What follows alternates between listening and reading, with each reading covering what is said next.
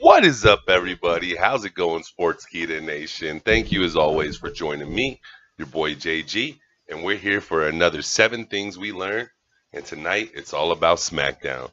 So with that being said, what did we learn from tonight's show? First, number 7, Cien Almas versus AJ Styles is nowhere close to finish. So I know we've seen this match a few times now. To be honest with you, every time we see the match, I absolutely love it. I enjoy it, and I can't wait to see it for so much more, like that WWE Championship. These guys put on a hell of a show. If you guys did not see this match tonight, please take a break and go check it out. Do yourselves a favor, man. I think this match went about 25 minutes. We had some phenomenal moves. Phenomenal moves. And I cannot say how impressed I am every time I see Cien Almas's double moonsault. That thing is freaking ridiculous. First off, just to land on your feet is a skill, man. I know there's give to the ring, but that's an absolute skills, guys. So we got to give it out to him then. But then to project himself or propel himself back into another one, absolutely gorgeous. Although he did catch the knees tonight. With this match being said, AJ did get the win, but in his winning effort, this is something that only builds Cien's stake. Because if you watch the match, Cien's in control the most of the time. AJ has to make a late, desperate rally to win this. So, hats off to both these guys. Can't wait to see this same match, but for something more on the line. Now, moving on to number 6. Cesaro's ready for the New Day Tag Team title match at Super Show Down Under. Now, tonight we had a one-on-one competitive match, very competitive. Cesaro versus Kofi Kingston of the New Day. Absolutely loved it. These two worked so incredibly well together. The match was well done. Cesaro, in my opinion, looked absolutely dominant throughout this whole entire match. So seeing this, I know he is ready for their tag team title match, and I look forward to seeing it. So I want the Super Show to hurry up and get here so we can do the New Day versus the Bar versus for the tag team championships of SmackDown. Oh my God, are these guys freaking, well, we know Cesaro's ready. Hopefully next week we see Big E versus Sheamus so we can see which one out of those two are ready. But with that being said, guys, Cesaro is definitely ready for what's to come next. Number 4, Billie Kay of the Iconics couldn't handle the Empress's glow. So tonight we got Billie Kay of the Iconics with her girl, Peyton Royce, and then we got her facing Asuka alongside of her, Naomi. Tonight, you could see Asuka was on top of her game, dominated Billie Kay. Not only dominated, came out looking extremely strong and victorious, and we know this is only leading to a future tag team match between these two. Possibly could we see this at Evolution? What do you guys think? Please go ahead, take some time, comment down below, let me know. Do you think they're setting this up for Evolution, guys? Because I think we should see these 4 women in something spectacular when we get to that point. Now, with that being said, we are over a month and a half away. Or, man, no, not even that far anymore. About a month and 10 days.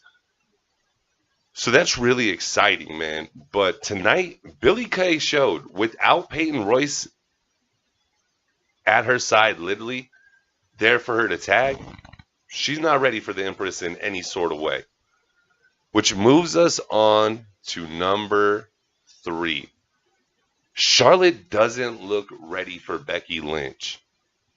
After last night, if you missed what I had to say on the 7 things we learned from Hell in a Cell, you would have seen there that I think Becky Lynch was absolutely dominant. I loved the way the match went. With that being said, I thought tonight we would possibly see some kind of revenge from Charlotte back on Becky. Unfortunately, we don't get to see this tonight. Becky, once again, beats Charlotte down till Charlotte's pretty much nothing. Hits a disarmer, hits the Bexploder on her. It was a wrap. It was a wrap. So that's the last 2 times we've seen these women in the same ring together, whether it's the match or just in the ring, Becky has looked absolutely dominant. If you want to take it all the way back to last Tuesday's SmackDown, it continued there as well. So I in no way think Charlotte is ready for Becky Lynch, and I expect Becky Lynch to hold this title for a long, long time. Which actually moves me on to the number 3, which is going to be Becky Lynch is the champion of the people. So if you missed it tonight, from her introduction, the fans were going wild in the arena and absolutely losing their mind for the fact that Becky Lynch is currently our WWE SmackDown champion. Congratulations, Becky Lynch. With that being said, even during her acceptance of her championship, they were still losing their mind, cheering her on. You deserve it, chants, just ringing out through the crowd. Becky had the balls say there's only one person she wants to call out, and that's Charlotte. So she brings Charlotte to the ring. While she's in the ring with Charlotte, if you watch this back, Becky is getting so much fan love. I personally thought it was emotionally affecting Charlotte at that time to even hear the fans are still siding with Becky, and they don't want to see Charlotte in the position of being champion anymore. So please do yourself another favor. Go back and watch this, because I promise you will thank me later. But not only that, guys, you will see what I'm talking about. And I think this is going to really play a huge thing as we move forward in this. And Becky Lynch is in a heel. She's an anti-hero. But she's an anti-hero. Everybody loves her. But at some point, she will be back to a babyface. And I think what we've seen tonight will actually start the transition of Charlotte Flair turning heel on Becky Lynch. Since if you just look at this organically, just from the fans' reaction, we all know Charlotte's the heel. Now, this brings me to the number 2 thing we learned from SmackDown. And that is, it's a sad Rusev Day. Tonight, on tonight's episode of SmackDown, we get Rusev versus Shinsuke Nakamura one-on-one for the United States Championship. During this match, there was a point where Shinsuke was down and out from the Mashka kick. There was every chance in the world to get the accolade on him and Rusev just win the match. But instead, after a backstage segment where he was talking crap about Lana and how he was the one who really was carrying Rusev Day, and Lana would hurt him and she was going to tell Rusev, during the match, this guy, Aiden English, decides he's going to get up on the apron, scream at Rusev Day with the microphone, Rusev, destroy! Throwing Rusev off his game. This cost Rusev the match. After this, Shinsuke capitalizes, gets the 1-2-3, retains the United States Championship. But not only did this cost the match, Aiden English attacks Rusev with the microphone after the match and completely beats him down, destroys him. And with that being said, guys, after something that was so amazing, we no longer have Rusev Day.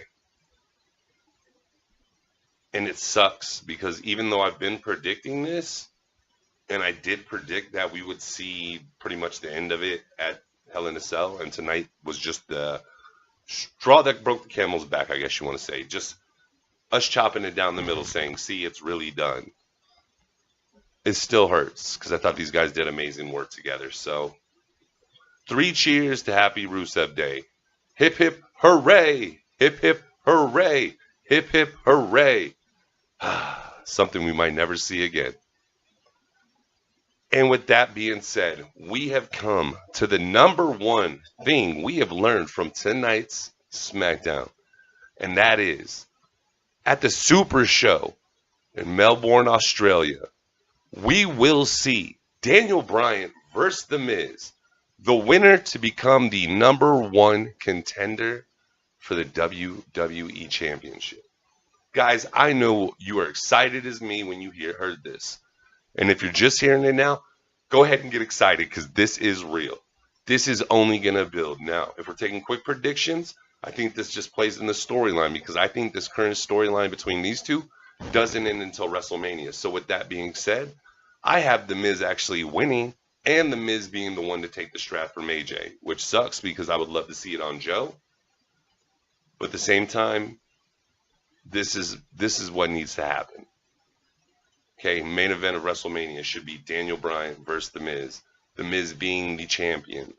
And Daniel Bryan trying to retain something he hasn't had forever against the dude he despises the most. So with that being said, guys, gotta say tonight's show was pretty good. I enjoyed it.